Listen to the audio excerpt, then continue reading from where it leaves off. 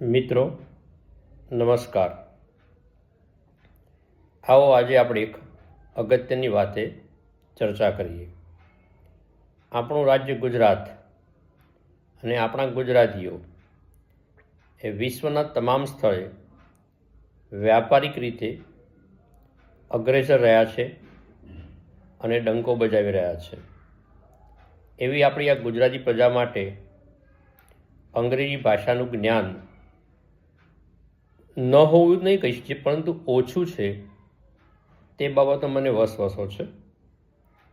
આજે મારે એ વિશે થોડીક વાતો કરવી છે। આપણા મગજમાં એવું ઠસી ગયું છે કે ઇંગ્લિશ બોલવું એ અઘરું છે, મુશ્કેલ છે। ના મિત્રો, તમે વિચારશો અથવા ધ્યાનથી એ બાબતનું જ્ઞાન મેળવશો તો ઇંગ્લિશ લખવું અને વાંચવા કરતાં બોલવું વધારે સરળ છે। તો પછી આપણને કેમ આમાં મુશ્કેલી પડી રહી છે? આ બધી વાતો હું જ્યારે કરું છું તે ગુજરાતીમાં કરી રહ્યો છું, તો તમને મનમાં પ્રશ્ન થશે કે વાત અંગ્રેજીની કરે છે ને બોલે છે ગુજરાતીમાં।